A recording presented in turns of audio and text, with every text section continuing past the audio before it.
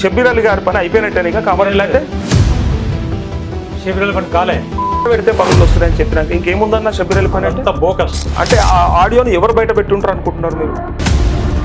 ఈ షబ్బీర్ అలీ గారి మీరు 100% ఆ ఆడియో మాది కాదన్న కానీ కదా 100 గొడ్లను తిన్న రాబందు కూడా ఓసారి ఒక్కటే గాలి వన కొట్టుకపోతుంది అన్నట్టు. చివరికి చంద్రశేఖర్ రెడ్డి అనే ఒక నాయకుడికి చిక్కడం ఏంటి అంటే చంద్రశేఖర్ రెడ్డి అసలు కానే కదా ఆయన. సో మహేష్ గౌడ్కి షబ్బీర్ అలీ గారికి మధ్యలో ఏ గ్యాప్ లేదు, అసలు లేదు. షబ్బీర్ అలీ గారికి తెలిసి ఇచ్చిండ్రా తెలియకుండా ఇచ్చిర్రా? అంటే ఇచ్చిన తర్వాత తనకు తెలియదు. నమస్తే, welcome to leader TV special interview. నేను మీ జర్నలిస్ట్ నరేష్. మొత్తానికి కామారెడ్డిలో కాంగ్రెస్ లో కలకలమని చెప్పి గత వారం 10 రోజులుగా వస్తున్నటువంటి వార్తలు ఏవైతే ఉన్నాయో ఆ వార్తల నేపథ్యంలో షబ్బీర్ అలీ గారి రాజకీయ ప్రస్థానంలో మొట్టమొదటిసారిగా ఆయనకి షోకాజ్ నోటీసులు, పైగా ఆయన వివరణించుకునే పరిస్థితి రావడం. మరి ఇదంతా ఎవరి వల్ల అంటే ఒక వార్డు స్థాయి నాయకుడి ద్వారా అని చెప్పేసి కామారెడ్డిలో అందరూ కూడా మాట్లాడుకుంటా ఉన్నారు. సో ఇదే విషయం పైన మనతో పాటు మాట్లాడడానికి టిపిసిసి జనరల్ సెక్రటరీ బద్దం ఇంద్రకరణ్ రెడ్డి గారు మనతో పాటు ఉన్నారు. తనతో మాట్లాడదాం. అన్న నమస్తే. అన్న ఎట్లూరు అన్న? బాగున్నాను. ఓకే, చూస్తున్నా ఒక వారం 10 రోజుల నుంచి అయితే ఈ పరిస్థితి గమనిస్తా ఉన్నారు కదా?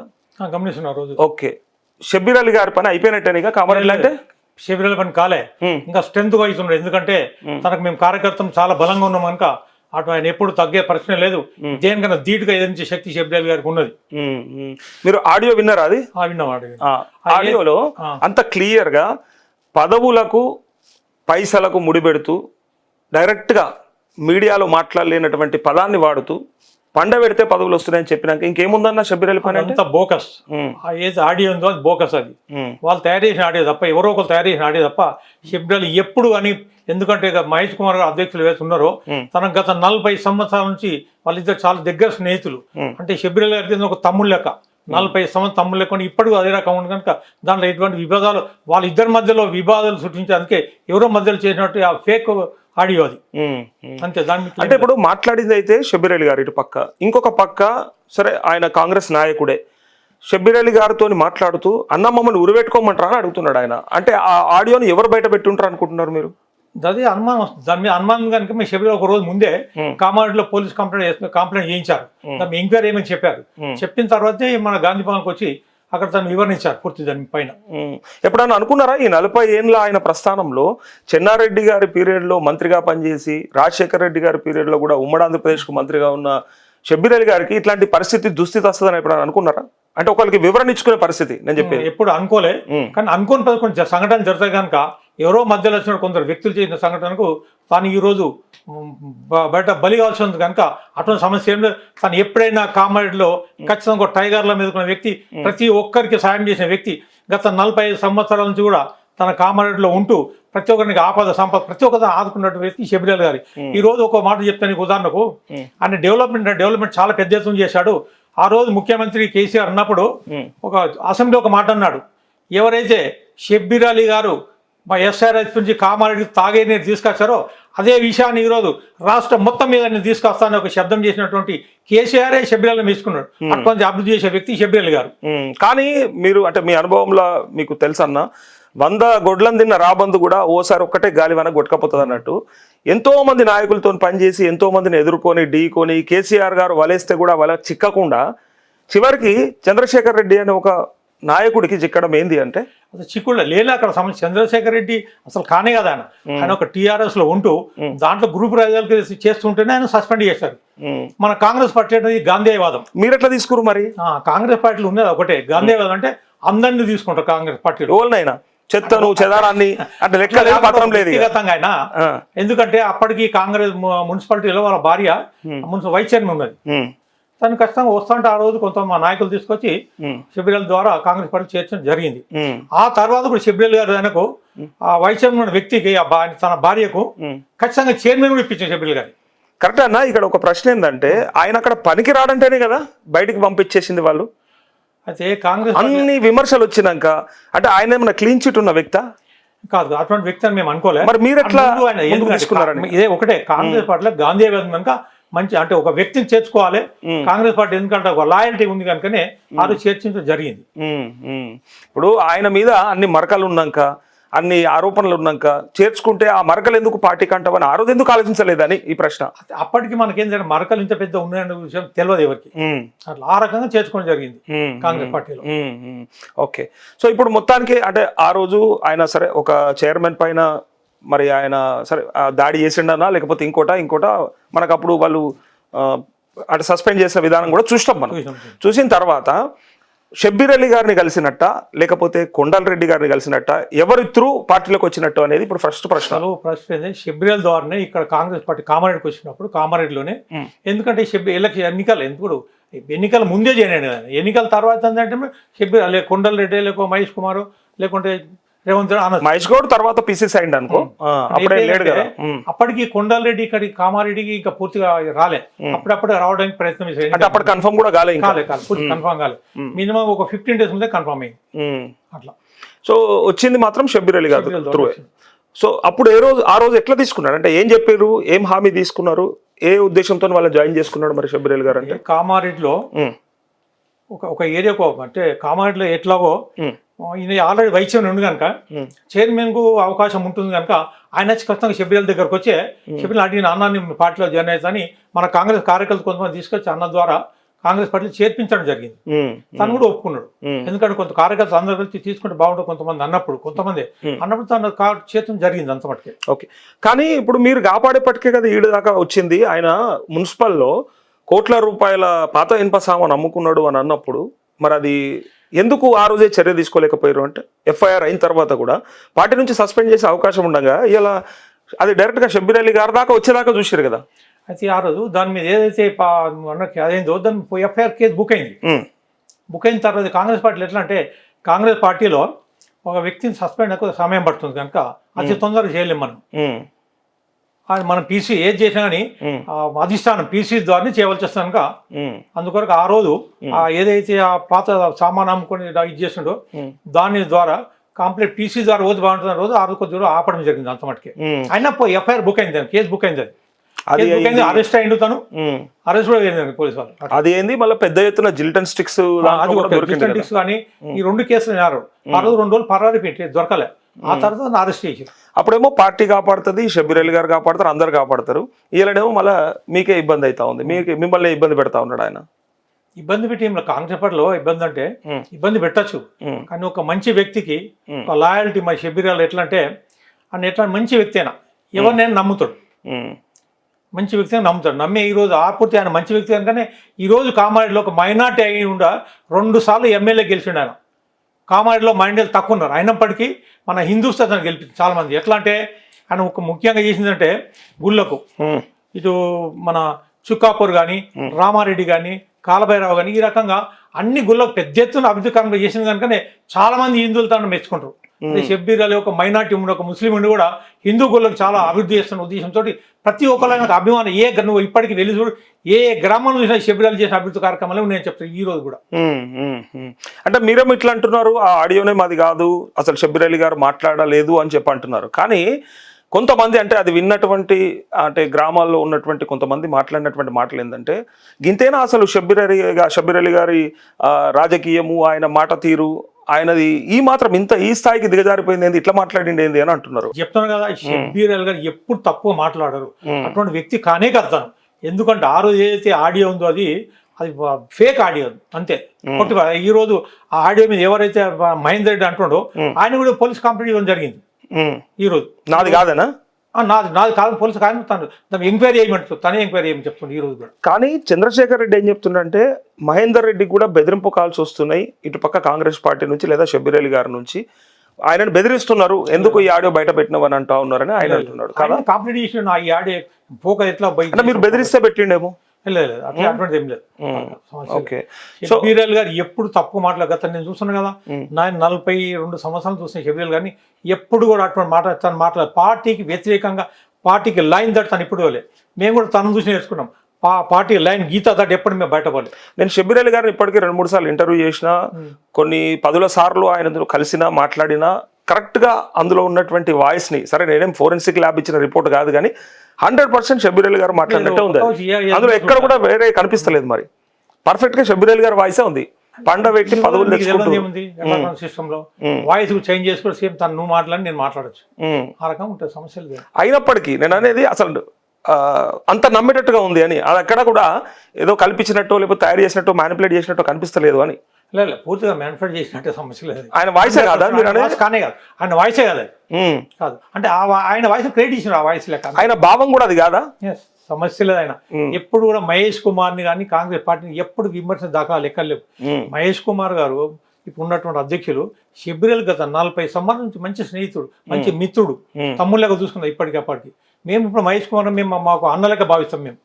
నేను ఒక జనరల్ సెక్రటరీ ఉన్నా కదా, ప్రతి ఒక్క మీటింగ్ పోతున్నా మంచి మాతో పిలిపించుకొని మాట్లాడుతాం. మంచి వ్యక్తి మహేష్ కుమార్. కాకపోతే అంటే బయట కూడా ఇంకొక విషయం ప్రచారంలో ఉన్నది ఏంటంటే, మహేష్ కుమార్ గౌడ్ సీటుకి ఈయన అంటే అక్కడ పోయి పోటీ చేయడం వల్ల ఇవాళ వాళ్ళ మధ్య ఉండేటువంటి ఆ గ్యాప్, ఆ లైన్ ఏది ఉందో దాని వల్లనే ఇలా చంద్రశేఖర్ రెడ్డి ద్వారా ఈ పని అంతా చేపిస్తా ఉన్నాడు. ఎక్కడికి వెళ్ళి ఒక సీటు నీకు, నాకు ఒక సీటు నీకు అని వీళ్ళు పంచుకొని షబ్బీర్ అలీ గారి భవితవ్యం ప్రశ్నార్థకం చేద్దామని అనుకుంటున్నారని ప్రశ్న. వాస్తవం కాదు. ఏంటంటే ఆ రోజు ముఖ్యమంత్రి కూడా షబ్బీర్ అలీ కామారెడ్డిలో చేస్తామని చెప్పారు. ఎలక్షన్లో ఒక 15-20 రోజుల ముందు ముఖ్యమంత్రి గారికి ఆదేశాలు వచ్చాయి, నేను ఖచ్చితంగా కామెంట్ చేస్తున్నా, షబ్బీర్ అలీ గారు మీ నిజామాబాద్ నేను పంపిస్తాను అని చెప్తే సీఎం గారు చెప్పిన తర్వాత నిజామాబాద్కి వెళ్ళడం జరిగింది. ఆయన ఆ రోజు కూడా కామెంట్లు వేస్తుండే.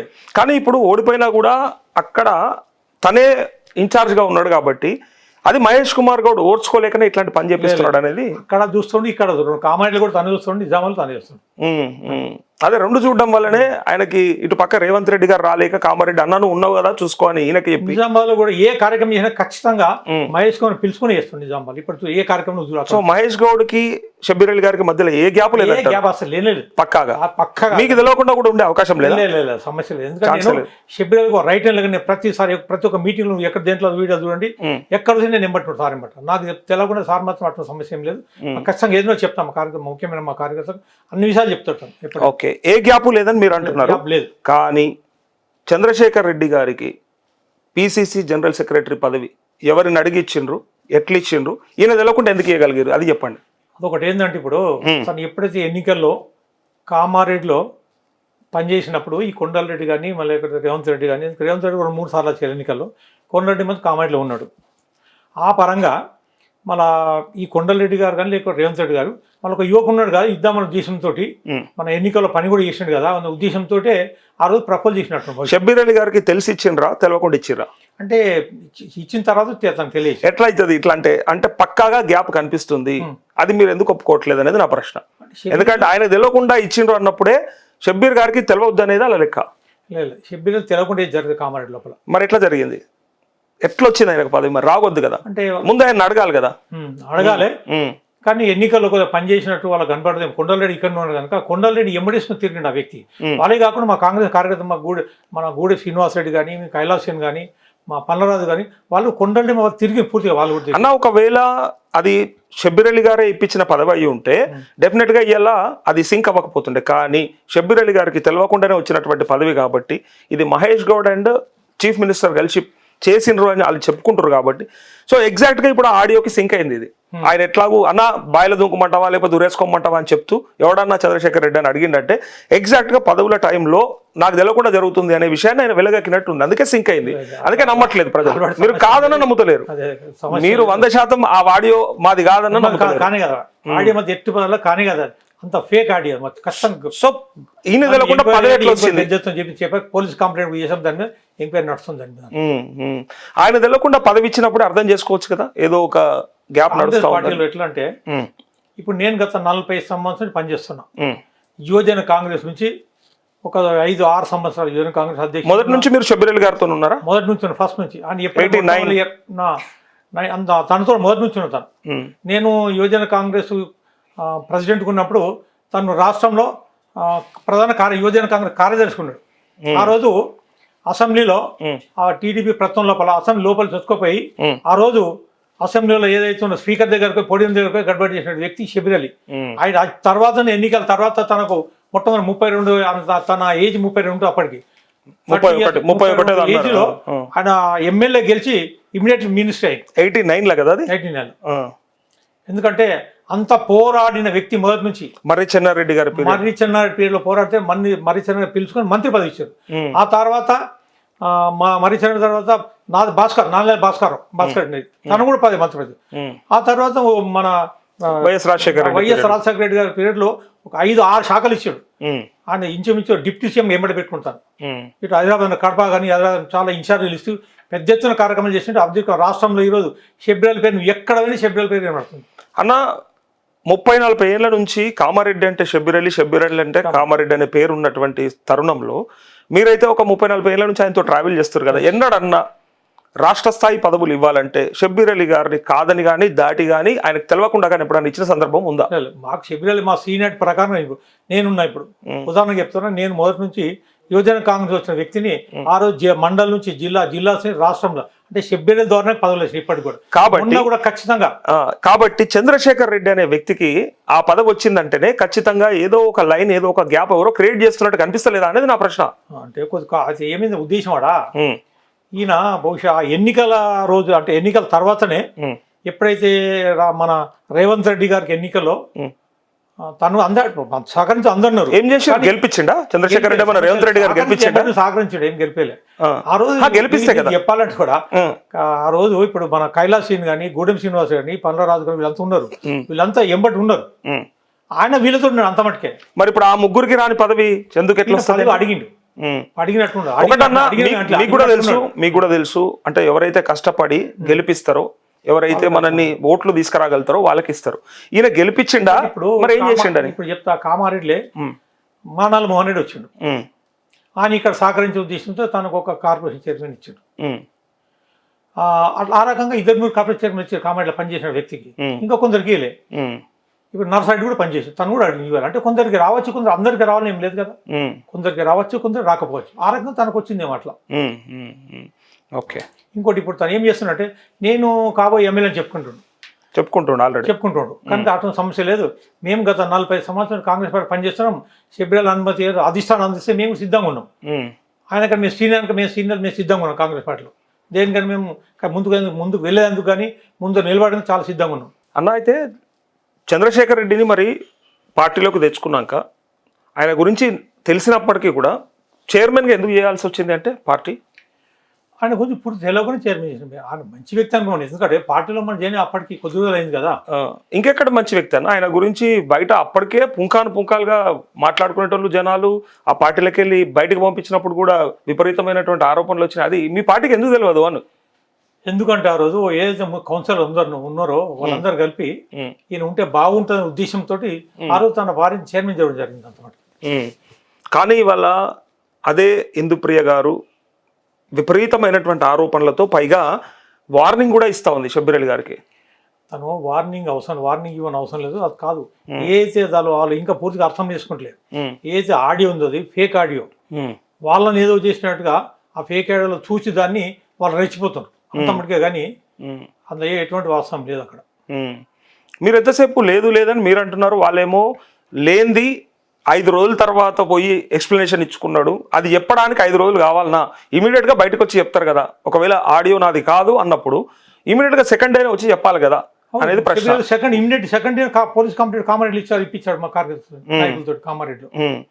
అది రెంటని ఇప్పించాడు. అది వచ్చిన తెల్లారి ఇప్పించారు. ఓకే. అందుకే దానికి ఎందుకంటే ఫేక్ ఆటోమేటిక్ తెలిసిపోయింది మాకు అందరికి. Immediately complaint. ఆ తర్వాత వాళ్ళు ముందు మనం కంప్లైంట్ ఇచ్చినాం మనం ఫేక్ ఆడియో అని. అంటే ఇవాళ రేపు అది ఒక ట్రెండ్ అయిపోయింది. మాట్లాడినా నేను మాట్లాడలేదు అంటుర్రు, వీడియోలు ఉన్నా ఇది మ్యానిపులేటెడ్ అంటుర్రు, అది ఏ జనరేటెడ్ అని చెప్పుకుంటుర్రు. ఇది కూడా అట్లనే అంటే రేపు పొద్దున నిజమని తేలితే ఏంది మరి షబ్బీర్ అలీ గారి భవితవ్యం అంటే? నిజం తేలి ప్రశ్న లేదు. అది ఆల్రెడీ ఫేక్ ఆడియో అని ఎట్లా తేలి ప్రశ్నలు వాళ్ళు ఎంక్వైరీ ఏమి చేసాను చూద్దాం. అంటే గవర్నమెంట్ మాదే ఉంది కాబట్టి తేలకపోవచ్చు అంటే సమస్య లేదు, అట్లా ఏం లేదు. ఏమన్నా మ్యానిపులేట్ చేసే ఛాన్స్ ఉందంటారా? సమస్య లేదు, ఖచ్చితంగా ఫేక్ 100%. దాని గురించి డిస్కస్ ఎంత చేసినా అంతే ఫేక్. అది అంతే. ఎంత ఆల్రెడీ పోలీసులు ఎంక్వైరీ చేస్తున్నారు, తెలిసిపోతుంది అప్పుడే. వాళ్ళు కూడా కోరుకుంటారు, తేలాలనే కోరుకుంటున్నారు. వాళ్ళు కూడా అదే అడుగుతున్నారు. ఎవరు తయారు చేస్తుంటారని మీరు అనుకుంటున్నారు? ఇక అసలు ముచ్చట అసలు అది ఎక్కడికి వెళ్ళి వచ్చింది? మహేష్ కుమార్ గౌడ్కి షబ్బీర్ అలీకి ఇద్దరి మధ్య దూరం పెంచాలని ఉద్దేశం మధ్యలో ఎవరు చేసి ఉంటుంది దాన్ని. అట్లా అంతే. రేవంత్ రెడ్డి గారు కానీ షబ్బీర్ గారు మహేష్ కుమార్ కానీ వీళ్ళు ఖచ్చితంగా విడిపోయే ప్రశ్న లేదు. ఖచ్చితంగా అన్నదమ్ములకు మేలు ఉంటాయి. ఇప్పటికి ఉన్నారు అట్లా. అంటే రేవంత్ రెడ్డి గారికి అత్యంత సన్నిహితంగా ఉండేటువంటి వ్యక్తుల్లో షబ్బీర్ అలీ గారు నాకు తెలిసి మొదటి 2 స్థానాల్లోనే ఉంటాడు. ఎందుకంటే ఆ రోజు బస్వాపూర్ దగ్గర ప్రచారంలో కూడా ఈ గంప గోవర్ధన్ ను గంపలకు అమ్మేద్దాం, కమ్మిన తర్వాత షబ్బీర్ అలీని గెలిపించుకొని 2వ స్థానంలో పెట్టుకుందామని అడిగిండు. అంటే డిప్యూటీ సీఎం గానో లేకపోతే హోంమంత్రినో చేసుకుందాం అన్నాడు. రేవంత్ రెడ్డి గారు షబ్బీర్ అలీ అయినా మరి ఎందుకు ఆయనకి మంత్రి పదవి ఇవ్వలేకపోయిండు అంటే, ఎందుకంటే ఈక్వేషన్ లో 3లో 4లో 5లో పెట్టచ్చు కదా, 2లో పెడతా అన్న రేవంత్ రెడ్డి పెట్టలేదు అన్నప్పుడు అర్థం చేసుకోవచ్చు కదా ఏదో గ్యాప్ ఉన్నది అని. ఇప్పటికైనా నమ్మకం ఉంది, ఖచ్చితంగా మంత్రి పదవి ఇస్తాడు. ఇంకెప్పుడు ఇస్తారు? 2.5 ఏళ్ళు 3 ఏళ్ళకి వచ్చేసింది. 1 year గవర్నమెంట్ ఉన్నప్పుడు ఇవ్వచ్చు. ఫ్యూచర్ గురించి ఆలోచించి మళ్ళీ అంటే నిన్న మొన్న ఈయని శాఖలు ఇంకెప్పుడు ఇస్తారు అని. ఖచ్చితంగా ఏదో ఒక మైనార్టీ శాఖ మంత్రి మొన్న హజారుద్దీన్ గారిని కూడా చేసుకుంటారు. మరి ఎందుకు చేయలేదు? ఎన్నికల ముందు సిటీలో ఎన్నికల ముందు చేస్తూ అది ఇవ్వడం జరిగింది. ఆయనకి ఇవ్వాల్సింది వారు. కానీ షబ్బీర్ అలీ గారికి ఖచ్చితంగా మంత్రి పదవి వస్తుంది. మీరు మాకు పూర్తి నమ్మకం ఉంది. ముఖ్యమంత్రి రేవంత్ రెడ్డి పైన పూర్తి మాకు నమ్మకం. నేను 2.5 ఏళ్ల నుంచి ఇదే మాట వింటున్నా. బట్ ఆయనకు వచ్చింది సలహాదారు, ప్రభుత్వ సలహాదారు. అది కూడా ఉన్న శాఖల్లోంచి మళ్ళా ఇటుపక్క అజారుద్దీన్ గారికి మైనార్టీ శాఖ మంత్రి ఇచ్చి, అటుపక్క ఈరవతి అనిల్ గారికి అందుకెళ్ళి బీసీలది యాడ్ చేసి, ఇటుపక్క కవంపల్లి సత్యనారాయణకి ఇంకోటి యాడ్ చేసి ఈయనకున్న ప్రయారిటీ తగ్గించారు. మీరేమో ఇంకా నమ్ముకుంటా పోతారు అని నమ్ముతాను. రేవంత్ రెడ్డి గారు ఎట్లా అంటే దాన్ని చూస్తున్నాగా మనం ఎంత స్పీడ్ ఉండవు, ఎంత స్పీడ్ అంత స్పీడ్గా మళ్ళీ షబ్బీర్ అలీ ఖచ్చితంగా మంత్రి పదవి ఇస్తాడు. చివరి వరకు ఖచ్చితంగా ఇచ్చి తీరుతాడు, నమ్మకం ఉంది. కానీ మీ బిగ్నూర్ మండల్లో, బీపేట మండల్లో ఎవరితోనన్నా మాట్లాడండి, ఎవరినన్నా అడగండి, చాలా నిరాశ నిస్పృహాలు ఉన్నారు. మా అన్నకే ఏం లేదు, మాకేం ఇస్తాడు, మా అన్నకేం లేదు అంటే కొద్దిగా ఆలస్యం అవుతుంది. నిరాశ ఏర్పడింది వాస్తవమే. కానీ ఖచ్చితంగా మా బీపేడ్ అన్నట్టు బీక్నూర్ కానీ, బీపేడ్ కానీ, దొంకొండ కానీ, మాచాడు కానీ, పల్వంచ కానీ, కామారెడ్డి కానీ ఖచ్చితంగా అతి కొద్ది రోజుల్లో మంత్రి పదవి ఖచ్చితంగా షబ్బీర్ అలీకి వస్తుంది. మేము చాలా సంతోషంగా ఉంటాం. ఖచ్చితంగా వస్తుంది. ఇంత ఇష్యూ జరిగింది, మీద పూర్తి నమ్మకం ఉన్నది. ఇంత ఇష్యూ జరిగింది, ఇదంతా ఆల్రెడీ రాష్ట్రం అంతా చూసింది. ఆయనకు మహిళల పట్ల ఉన్నటువంటి ఆ వైఖరి, ఆ ధోరణి కూడా చూసిండ్రు. అది ఫేక్ అని మీరు ఎన్ని చెప్పినా ఒకవేళ నమ్మే ప్రజలంతా నమ్ముతారు. కాబట్టి మరి ఆయనకు ఉన్న ఈ శాఖనే అంటే దీన్నే తొలగించి అసలు పార్టీలకెళ్ళి పంపించేస్తారేమో, క్రమశిక్షణ చర్యలు ఉంటాయేమో అని పని ఎప్పుడు మా రేవంత్ రెడ్డి గారని మా అధ్యక్షులు మహేష్ కుమార్ ఎట్టి పని చేరు. ఎందుకంటే ఈయన ఎప్పుడు ఒక మహిళను కానీ కించపరిచిన వ్యక్తి ఎక్కడ దాఖలా లేవు. ఇప్పటికి కూడా ఈ రోజు గత 45 సంవత్సరాలైన రాజకీయ చరిత్రలో ఎక్కడ ఒక మహిళను కించపరిచినట్టు ఎక్కడా లేదు. ఇది కూడా ఫేక్ అని చెప్పి, ఇది కూడా కాదు, ఇది కూడా ఫేక్. ఖచ్చితంగా ఆయన మంత్రి పదవి తీసుకుంటాడు.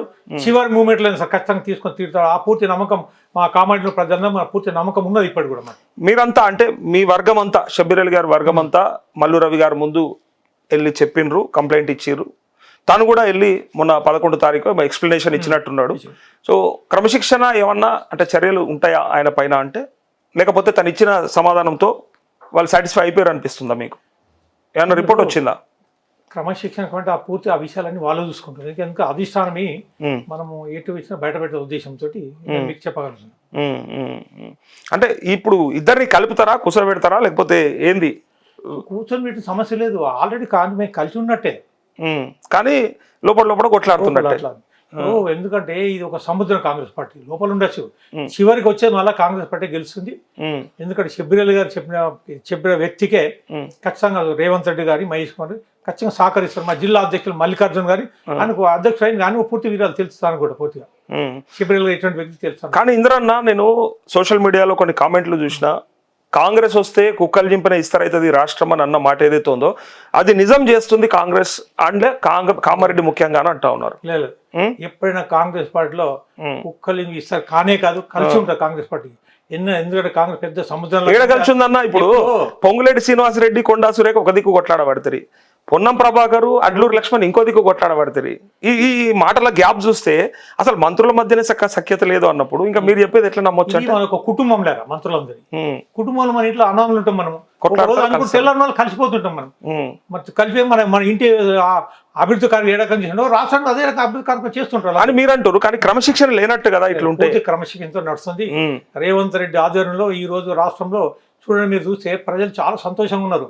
మరి చెప్పకుండా అంటే హామీలు ఇచ్చినవి కాకుండా హామీలు ఇవ్వనటువంటి కూడా ఈ రోజు రాష్ట్రం చేసి చూపించండు. ఆ రోజు గత 10 సంవత్సరాలు రేషన్ కార్డు ఎక్కడ కూడా పిల్లలు 10 సంవత్సరాలు పెరిగిన పిల్లలు రేషన్ కార్డు ఎక్కడ లేదు తెలంగాణ రాష్ట్రంలో. అదే రేవంత్ రెడ్డి వచ్చిన తర్వాత ప్రతి ఒక్కరికి అడిగిన వ్యక్తిగత రేషన్ కార్డు ఇవ్వడం జరిగింది. అంతేకాకుండా ఈరోజు ఖచ్చితంగా ఈ మన రాష్ట్రంలో ఎక్కడ గుడిసెలు ఉండదు ఉద్యమం ప్రతి ఒక్క గ్రామంలో ఇంటింటికి ఇందిరమ్మ ఇల్లు ఇచ్చి ఎంతో సంతోషంగా ఉన్నవాళ్ళు. ఈరోజు ఒక్కొక్క వ్యక్తికి 5-5 లక్షల రూపాయలు వస్తున్నాయి. ఒక వ్యక్తి కావాలంటే ఉదాహరణ చెప్తే ఇప్పుడు ఒక ఊర్లో ఉన్నాం, మేము పోయినాం, ఆయనకేముందు మామూలు గుడిసి ఉంది. మేము గుడిసిన తర్వాత ఇల్లు మంజూరైనాక వాళ్ళు ఎంత సంతోషంగా ఈరోజు మేము గ్రూప్ నేను పోయి అక్కడ పోయి ఆ గ్రూప్ పాల్గొన్న కార్యక్రమంలో ఎస్టీ లంబాడీలు వాళ్ళు ఎంత సంతోషంగా ఉన్నట్టే వాళ్ళు డీజే పెట్టుకుంటూ సౌండ్ చేసుకుంటా మా పాదికి ఎన్నో కళ్ళు కన్నా ఇల్లు కడతాను నేను అనుకోలే. ఆయన ఇల్లు కట్టినా రేవంత్ రెడ్డి షెడ్యూల్ ఇల్లు కట్టి సూచించిన చాలా సంతోషం వ్యక్తపరుస్తుంది. ఇదే ఒక వాళ్ళ ఆడలు మొదలైతే డ్యాన్సులు చేస్తారు. ఇల్లు 2-3 ఏళ్ల కింద డబుల్ బెడ్రూమ్లు కూడా ఇచ్చారు కదా, అప్పుడు లేదా ఈ సంతోషం అంటే? డబుల్ బెడ్రూమ్ ఏంటంటే ఇప్పుడు కింద మీద కట్టిన ఏ ఒక్క రాష్ట్రం డబుల్ బెడ్రూమ్ ఎక్కడ ఇట్లా తంతే కూలిపోయే పరిస్థితి టేకరాల దగ్గర చూసినాం మేము. అది ఎక్కడ మొత్తం గోల్డ్ పీచి ఊడిపోయినాయి. అదే మా దగ్గర ఉంది, మా దగ్గర చెర్ల కట్టినారు. ఇప్పటికి 2 సార్లు వరదలు వేసినప్పుడు మేమే పోయి పోలీసు వాళ్ళు కానీ మా పూర్తి అన్ని డిపార్ట్మెంట్ సహకరించి వాళ్ళ నీళ్ళల్లో తీసుకొచ్చి బయట పెట్టిన రోజులు మా దగ్గర ఉన్నాయి. మొన్న కూడా వీళ్ళు ఇది ఫైర్ వాల్ ట్రయల్ చేసారు, ఏ రకంగా తీసుకొచ్చిన ట్రయల్ కూడా చూపించారు ఊర్లో ఒక మా దగ్గర డబుల్ బెడ్రూమ్ అంటే ఆ రకంగా ఉన్న వ్యక్తి ఇటు చెట్లలో కట్టిండ్రు, అటు కూలిపోయి అవి కట్టిండ్రు. అన్న కొన్ని ఉండొచ్చు కానీ పూర్తిగా డబుల్ బెడ్రూమ్ అయితే వాళ్ళు ఇచ్చిండ్రో అన్ని ఫెయిల్యూరే ఆ స్కీమ్ వాళ్ళు చేసింది.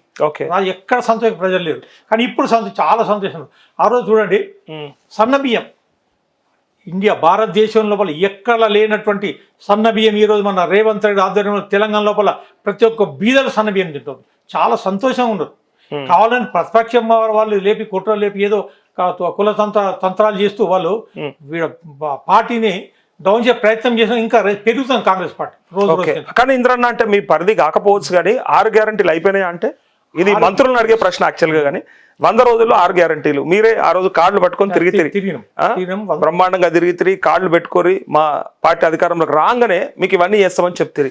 మరి బిగ్నూర్ మండలంలో అన్ని అయిపోయినాయి, 6 గ్యారంటీలు వచ్చినాయి. 6 గ్యారంటీలో పూర్తిగా ఇంకా 1-2 తప్ప పూర్తి గ్యారంటీ 1-2 తప్ప అసలు ఏవి చేయలేదని వాళ్ళు అంటుంటే ఇప్పుడు మేము చెప్పినాము. గృహలక్ష్మి చెప్పినాం, ఇచ్చినాం. విద్యుత్ చెప్పినాం, ఇచ్చినాం. ఈ రకంగా ఒక 2 గ్యారంటీలు ఉన్నాయి తప్ప అన్ని ఫుల్ఫిల్ చేసినట్టు. ఇవ్వని ఏందో ఇప్పుడు నువ్వు ఇచ్చి ఇవ్వని అంటున్నావు, హామీలు ఇవ్వకుండా చేసి ఎన్నో ఉన్నాయి ఈరోజు. ఇప్పుడు ఆ రోజు హామీలు ఇవ్వలే. రైతులకు సన్న బియ్యానికి 500 బోనస్ ఇచ్చినాం. బోనస్ పెద్ద బోగస్ అయింది అంటారు. పోయిన పంట బోగస్ లేదు, ఇప్పుడు బోనస్ లేదు. తెలుసుకోండి ఇప్పటిగా ఇప్పుడు 6 గ్యారంటీల 13 హామీలు ఉన్నాయన్న. 13 హామీలల్లో మీరు ఏం కంప్లీట్ చేశారు చెప్పండి? ఇప్పుడు 13 హామీలలో దాదాపుగా మేము ఏవో 60% కంప్లీట్ అయినాయి. ఇంకో 40 ఏంటంటే ఈ మన రాష్ట్ర ఆదాయాన్ని బట్టి ఆ రోజు ఏదైతే టీఆర్ ప్రభుత్వము చేస్తుంటే అప్పులు తీర్చడానికే మా సగం ఆదాయం ప్రభుత్వ సగం దానికే పోతుంది. ఉన్న ఆదాయంతో ఒక్కొక్కటి ఏదైతే మన హామీలు ఇచ్చినా ఒక్కొక్కటి నెరవేర్చుకుంటూ వస్తుంది. ఖచ్చితంగా ఈ పూర్తి టర్మ్ అయ్యే లోపల అన్ని హామీలు నెరవేరుతాయి. ఈ 2.5 ఏళ్లలో అప్పులు ఏం చేయలేదా అంటే రేవంత్ రెడ్డి ప్రభుత్వం? అప్పులు చేయొచ్చు, అభివృద్ధి కావాలంటే అప్పులు చేయవలసిందే కదా. అదే పనికిరాని ఇప్పుడు పనికిరాని చేయలేదు, పనికొచ్చేదానికి చేసినారు. ఏం పనికిరాలేదు? కాళేశ్వరం పనికి రాలేదా? సమీకృత కలెక్టరేట్ పనికి రాలేదా? వైకుంఠ ధామాలు పనికి రాలేదా? ఆ బర్రెల వాడిది ఎప్పుడు కూలిపోతే ప్రజలు భయభ్రాంతుల ఉద్దేశంతో దాన్ని అట్లే ఆపి ఎన్నో ఎంక్వైరీ మీకు తెలిసే మీకు తెలియదు దాంట్లో ఎన్నో రకాల ఎంక్వైరీలు అయినాయి. ఇప్పటి పీసీ ఘోష్ కమిషన్ ఇచ్చిన రిపోర్ట్ కూడా చూసినాము, అసెంబ్లీలో చర్చ కూడా చూసినాము. సరే మేడిగడ్డ ఆ ఇబ్బంది ఏదైతే ఉందో దానికి ఎంత రికవరీ చేయాలో కూడా చెప్పింది. బట్ కాళేశ్వరం వల్ల ఏమాత్రం సాగు పెరగలేదా అంటే? సాగు పెరగలే, అంత బొక్కదు. ఇది చూడండి, కాళేశ్వరం నీళ్లు లేకుండా ఇప్పుడు సాగు టోటల్ తెలంగాణ ఎంత ఉంది? అప్పటికంటే ఎక్కువనే వచ్చింది. అది లేకున్నా కానీ అంతకు ముందు కూడా ఎక్కువనే వచ్చింది. వాళ్ళు బీడు భూములని ఇన్ని 1000 ఎకరాలకి ఇచ్చిన చెప్పుకోవడం తప్ప, పేపర్లో పత్రంలో టీవీలో మీడియాలో చెప్పడం తప్ప అక్కడ చేసింది ఏం ఒరిగింది ఏం లేదు. ఓకే, మీరు లిస్ట్ గణాంకాల శాస్త్ర ప్రకారం ఏదైతే పంటలు పండే ప్యాడీ మెయిన్ ప్యాడీ ఆ ప్యాడీ మీద ఏ రకంగా చూసుకుంటే ఎప్పుడు అంతకు ముందు ఎంత ఉంది, ఇప్పుడు ఎంత ఉంది, అది వచ్చినప్పుడు ఎంత ఉంది, అది లేనప్పుడు ఈ రోజు ఎంత ఉంది. మీరు కూడా ఈ 2.5 ఏళ్ల పాలనలో 3 లక్షల కోట్ల దాకా అయింది ఇయ్యలాడికి అప్పు. మరి కేసీఆర్ అప్పుల కుప్ప చేసిండు తెలంగాణ రాష్ట్రాన్ని అని అన్నప్పుడు మీరేం చేసిరు? మరి మీరేం ఉద్ధరించారు? మరి అంటే వాళ్ళ అప్పులకు ఏ ప్రాజెక్టు కట్టిరు ఈ 3 లక్షల కోట్లతోని? ఆనాడు చేసిన 3.5 లక్షల కోట్ల అప్పులో కనీసం ఏం చేసిరో కనపడుతున్నాయి, చెప్పడానికి ఉన్నాయి. కానీ మీరు చేసిన దాంట్లో ఏం చేసిరంటే? ఇప్పుడు మేము చేసిన దాంట్లో పూర్తిగా బీద ప్రజలకు సంబంధించిన అభివృద్ధి కార్యక్రమాలు పూర్తిగా చేసుకుంటాం ప్రభుత్వం ఈ రోజు కూడా. అది సమస్య. ఓకే, సో చివరిగా చెప్పండి మరి, అంటే చంద్రశేఖర్ రెడ్డి మరి ఆరోపణలు చేసిన విధానం బట్టి చూస్తేనైతే ఇంకా షబ్బీర్ అలీ గారి పని అయిపోయింది కామారెడ్డిలో, ఇంకా నెక్స్ట్ నేనే ఎమ్మెల్యేనని చెప్పి ఆయన ప్రొజెక్ట్ చేసుకున్నట్టు కనిపిస్తా ఉంది కదా. షబ్బీర్ అలీ పని ఎప్పుడు కాలేదు, ఇంకా ఆయన ఈ రోజు కూడా చాలా మా ముందుండి నడిపిస్తాడు. మేమున్నాము, మేము గత 35-40 సంవత్సరాలు కాంగ్రెస్ పార్టీలో పనిచేస్తున్నాము. దాని తర్వాత మాకు కూడా అధిష్టానం షబ్బీర్ ఆదిస్తే మేము దేనికైనా రేపొద్దు దేనికైనా నిలబడడానికి సిద్ధంగా ఉన్నాం. ఇప్పుడు చంద్రశేఖర్ రెడ్డి దగ్గర ఉన్నటువంటి వాళ్ళంతా కాంగ్రెస్ నాయకుల, కాంగ్రెస్ కార్యకర్తలు ఎవరాళ్ళంతా? చంద్రశేఖర్ ఉన్నోళ్ళు ఆయనకు మద్దతు తెలిపేటోళ్ళు ఎవరు? 3 పేర్లు చెప్తున్నా. మామిళ్ళ అంజయ్ ఉన్నాడు, ఆయనకు షబ్బీర్ అలీ గారు మున్సిపల్ చైర్మన్ ఇచ్చిండు, భార్యకి లక్ష్మికి జిల్లా పరిషత్ మెంబర్గా చేసిండు. ఇవన్నీ చేసినాక ఇంకేం కావాలి ఆయనకు అని తిరిగి వెళ్ళిపోయిండు. అదే పంపర్ సీనుడు, ఆయన మండలంలో వైస్ చైర్మన్ కూడా కాంగ్రెస్ ఉన్నప్పుడు, కాంగ్రెస్ పార్టీ అధ్యక్షుని కూడా ఆయన పోయాడు. అది ఏళ్ల మీద ఒక 3-4 పోయింది తప్ప ఆయన ఎంబడిన వాళ్ళంతా మా కాంగ్రెస్ పార్టీకి సంబంధించిన వ్యక్తులు లేరు. ఒక 3-4 ఏళ్ల మీద చెప్పచ్చు. మిగిలిన వాళ్ళంతా బీఆర్ఎస్ నుంచి వచ్చారు అంతే. ఈ కాంగ్రెస్ వాళ్ళు ఎవరు పోలేదు అంత దగ్గరికి. 90 ఏళ్ళ మీద చెప్తాను 3-4. చూడు షబ్బీర్ నేను చెప్తున్నాను కదా, ఆ రోజు మామిడి లక్ష్మి జిల్లా పరిస్థితి ఇచ్చిండు, ప్లస్ మున్సిపల్ చైర్మన్ చేసిండు. బట్టు పోషన్నకు తను ఉన్నప్పుడు తనకు మార్కెట్ కమిటీ చైర్మన్ ఇచ్చిండు, నిమ్మమోహన్ రెడ్డికి మార్కెట్ కమిటీ చైర్మన్ ఇచ్చిండు, ఆ కైలాసానికి మున్సిపల్ చైర్మన్ ఇచ్చిండు. ఈయనకు అందరికి పదవి ఇచ్చింట, ఎవరికి ఇవ్వాలి ఏం లేదు. పల్లరాజు ఎంపీ పోయిండు, చాలా మంది పదవులు వచ్చి రాని ఎవరు లేరు. ఖచ్చితంగా అన్న, ఈ ప్రశ్న నేను డైరెక్ట్ గా షబ్బీర్ అలీ గారిని అడగాల్సినటువంటి ప్రశ్న అయినప్పటికీ ఒకసారి అంటే మీ పరిధిలో ఉంటే చెప్పండి. ఇప్పుడున్నటువంటి మున్సిపల్ చైర్పర్సన్ ఎవరున్నారో తనకి సీట్ ఇవ్వడానికి అంటే పదవి ఇవ్వడానికి 4 కోట్ల రూపాయలు తీసుకున్నారు, నయీం గారితో ఈ ఒప్పందం జరిగిందని చెప్పి ఓపెన్ గా తను చేసినటువంటి ఛాలెంజ్ కి ఎవరెందుకు కౌంటర్ ఇవ్వలేదు? నిజంగానే తీసుకున్నాడు 4 కోట్లు షబ్బీర్ అలీ అంటే? నేను చెప్తున్నా, షబ్బీర్ అలీ గారు ఒక్క పైసా డబ్బుల విషయం లేదు. ఉమారాని చెప్తే మీరు వాళ్ళు తెలుసుకోండి, ఈ ఉమారాని తెలుసుకోండి. దర్త సీన్ ఉన్నాడు, మేము అందరం ఉన్నాం. వాళ్ళు మీతో ఉన్నారు, ఎట్లా చెప్తారు వాళ్ళు? ఇప్పుడు చెప్తాను. ఆ రోజు మేము ఇక్కడ కన్వెన్షన్ లో ఉన్నాం, మాట్లాడుకున్నాం. ఎవరైతే బాగుండో ఇన్ఛార్జ్ అజారుద్దీన్ గారు కూడా వచ్చారు. ఖచ్చితంగా ఎవరైతే బాగుంటుందో అందరూ మున్సిపల్ కౌన్సిల్ అందరూ కూర్చుండి ఫలానా వ్యక్తి అంటే కొద్దిగా ఎడ్యుకేటెడ్ ఉంది ఉన్నది కదా, ఈమెయితే బాగుంటుంది ఉద్దేశంతో అందరి అభిప్రాయం తీసుకొని మా అభిప్రాయం కూడా తీసుకొని చెప్పలేదు, తీసుకొని బాగుంటే ఫలానా ఉమారాని అయితే బాగుంటుంది ఉద్దేశంతో ఆమెను పెట్టడం జరిగింది. ఎక్కడ డబ్బుల సమస్య లేనే లేదు. ఉమారానికి మీరు ఏమన్నా బీఫామ్ ఇచ్చిండ్రా? ఆమె కాంగ్రెస్ అభ్యర్థి.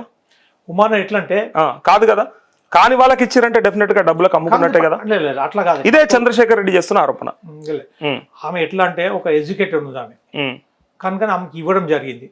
తర్వాత కాంగ్రెస్ పార్టీలో ఆమె ఇప్పుడు ప్రజెంట్ ఇప్పుడు ఆమె ఉపాధ్యక్షులు, జిల్లా ఉపాధ్యక్షులు. అవునన్నా, ఆ రోజుకైతే కాదు కదా, మీరు టికెట్ ఇచ్చేటప్పటికైతే ఆమె కాంగ్రెస్ నాయకురాలు కాదు. తను పోటీ చేసింది కూడా బీఫామ్ మీద కాదు, టికెట్ అడిగి ఉండొచ్చు. అక్కడ మిస్టేక్ అయింది. బీఫామ్ ఆమెకే ఇచ్చేది మేము, మరి ఏమైంది? ఇన్ టైంలో కొద్దిగా చిన్న ఇది వల్ల టైం కలవలేక ఇప్పుడు లేట్ అయిపోయింది అక్కడ అట్లా. సో ఇప్పుడు చేస్తున్న ఆరోపణ డైరెక్ట్ గా 4 కోట్లు నయీం గారితో ఒప్పందం జరిగిన తర్వాత 4 కోట్లు లేదు, 4 రూపాయలు పైసల సమస్య ఎక్కడ లేదు. రాళ్ళు ఎవరు ఒక కౌన్సిల్ నాడు ఎవరు అడగండి, డబ్బులు తీసుకుంటాం. ఇదే వెంకటరమణారెడ్డి కూడా సేమ్ ఆరోపణ గతంలో కైలాస్ శ్రీనివాస్ కావచ్చు, లేకపోతే చంద్రకాంత్ రెడ్డి కావచ్చు, ఇట్లా మీ పేర్లు చెప్తూ ఇంతమంది దగ్గర పదవుల కోసం ఎన్నో సార్లు తీసుకున్నారు డబ్బులు అని చెప్పి ఆరోపణ చేసి. నేను ఉదాహరణ చెప్తా. నేను 2005లో నన్ను కేఎన్ డెవలప్ కౌన్సిల్ చైర్మన్ చేసాడు. నా సీనియారిటీని బట్టి దానికి ఎలిజిబుల్ ఉండదు ఇంతక్కడ ఖచ్చితంగా చేసిండు. ఒకేసారి కాకుండా 5 నుంచి 5, 6, 7, 8 దాకా చేసి 7 దాకా చేసిండు. మళ్ళీ మధ్యలో 1 year గ్యాప్ నుంచి 7, 8, 9 దాకా మళ్ళీ చేసిండు. అంటే 2 టర్మ్ చేసాడు చైర్మన్. ఆ తర్వాత ఇంకొక 1 year ఉంటే మా కారణంగా ఆశవ్ రెడ్డికి ఇచ్చాడు. అట్లా మళ్ళీ మేము డబ్బులు ఎక్కడ ఖర్చు పెట్టినాము? డబ్బుల సమస్య ఇప్పటి కాదు, షబ్బీర్ అలీ గారికి ప్యాకేజ్ ఇస్తేనే నేను ఇప్పటికి చెప్తున్నా. షబ్బీర్ అలీ గారి డబ్బుల విషయంలో చాలా డబ్బుల విషయం అంటే పక్క పడేసాడు. డబ్బులు ఇస్తానని గెట్ అవుట్ అంటాడు.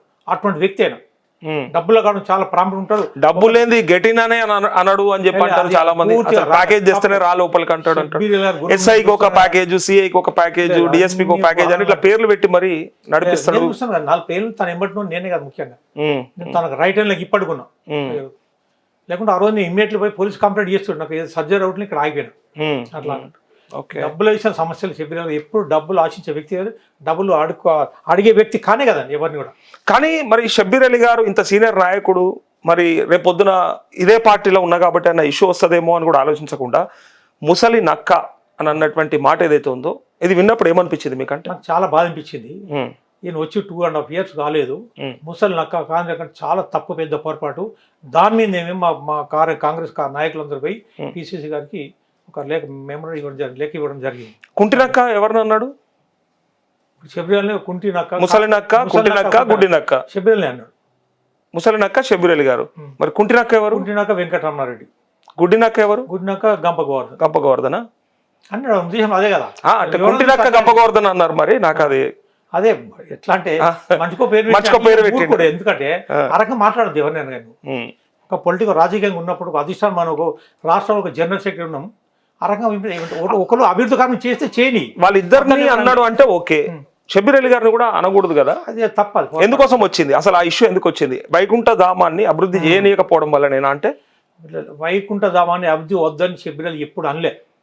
ప్రభుత్వం తరఫున చేపిద్దామన్నాడు. స్వచ్ఛందంగా ఒక దాత వచ్చాడు కదా, సుభాష్ రెడ్డి వచ్చాడు కదా చేయడానికి. సుభాష్ రెడ్డి అబ్దని ఎప్పుడు అనలేదు, షబ్బీర్ అలీ మాట అనలేదు. మరి అప్పటికప్పుడు ఆగ మేఘాల మీద మున్సిపల్లో తీర్మానం చేపించి గవర్నమెంట్ నుంచి నిధులు 1.5 కోటి తెప్పించి ఇదంతా చూస్తుంటే అది చేయించొద్దనే కదా ఉద్దేశం. వాళ్ళు చేయొచ్చు, వాళ్ళు స్వచ్ఛంగా చేసే కార్యక్రమం చేయని. ఇప్పుడు మనం కొన్ని కార్యక్రమం చేస్తున్నాం, ప్రభుత్వం చేసింది అనుకో, దానికి సరిపోకుండా ప్రైవేట్ వ్యక్తులతో పర్మిషన్ తీసుకుని చేయొచ్చు, అనుమతి తీసుకుని చేయొచ్చు, తప్పేం లేదు. అట్లా కాంగ్రెస్ పార్టీ ఆల్రెడీ దానికి 1.5 కోటి శాంక్షన్ చేసి ఉన్నాయి ఆల్రెడీ. దానికి వీళ్ళు కొద్దిగా డిలే, ఎలక్షన్ ముందే కదా అంతా జరిగింది. వర్క్ స్టార్ట్ చేద్దాం అనుకున్న లోపల ఈయన స్వచ్ఛంద సంస్థ కార్యక్రమాలు వచ్చి సుభాష్ రెడ్డి గారు చెప్తున్నారు. దానికి షబ్బీర్ అలీ వ్యతిరేకించలేదే. వద్దని ఎప్పుడు అనలేదు. ఎక్కడ నువ్వు చూసిన ఏటీవీలో. ఒకవేళ అట్లాంటి సందర్భం వస్తే కామెంట్ చేయాల్సినటువంటి సుభాష్ రెడ్డి చేయకుండా ఇటు పక్క చంద్రశేఖర్ రెడ్డి చేయడం చూస్తుంటేనే ఏంది రాజకీయము? కామారెడ్డి తీసుకుపోతున్నారు. రాజకీయం చేసాను కనుక నాకు చాలా పొరపాటు. అలాగే ఎప్పుడు కాంగ్రెస్ పార్టీలో ఉన్న వ్యక్తి విమర్శ చాలా తప్పు. మనం కాంగ్రెస్ పార్టీలో ఉన్న మన కుటుంబం ఒకటి కాంగ్రెస్ పార్టీ అంటే మనలో కూర్చొని మాట్లాడుకోవాలి. నేను కూడా ఆయనకి ఎన్నోసార్లు చెప్పిన చంద్రశేఖర్ రెడ్డి గారికి మీటింగ్లో, గాంధీభవన్ మీటింగ్ మేము పోతుంటాం కదా, నేను చెప్పిన అట్లా కాదు, నువ్వు కాంగ్రెస్ పార్టీలో ఉన్నప్పుడు కలిసిపోవాలి, అందరూ మాట్లాడాలి. నువ్వు ఇట్లా వస్తే నువ్వు కాంగ్రెస్ పార్టీ ఉండలేవు, ఎక్కువ రోజులు ఉండలేవు అని డైరెక్ట్ చెప్పిన రోజులు ఆ రోజు నేను. Okay okay. మరి ఆయన అటుపక్క వైస్ చైర్మన్ గా ఉన్న బీఆర్ఎస్ లో మొన్న మీ పార్టీలకు వచ్చినాక చైర్మన్ గా అయినా అప్పుడు ఎందుకు గుర్తు రాలేదు ఈ అభివృద్ధి అంటే? చాలా మంది అడిగినారు. వైకుంఠ ధామాలు ఆయన వైస్ చైర్మన్ గా బీఆర్ఎస్ లో కూడా ఉన్నాడు, మొన్న చైర్మన్ గా ఇంట్లో కూడా ఉన్నాడు. ఆయన అనుకుంటే అప్పుడు అభివృద్ధి చేయొచ్చు కదా, ఇప్పుడు ఎందుకు ఈ ముగ్గురు నాయకులను టార్గెట్ చేసిండు అనేది ప్రశ్న. ఆయన అది మూర్ఖత్వం. ఆయన చైర్మన్ ఉన్నప్పుడు ఎందుకు చేయాలి? అప్పుడు అవకాశం చేతిలో ఉంది కదా. ఉంది, చేతిలో చేయలేదు. మళ్ళీ ఆయన అడగాలి మీరు ఆ విషయం.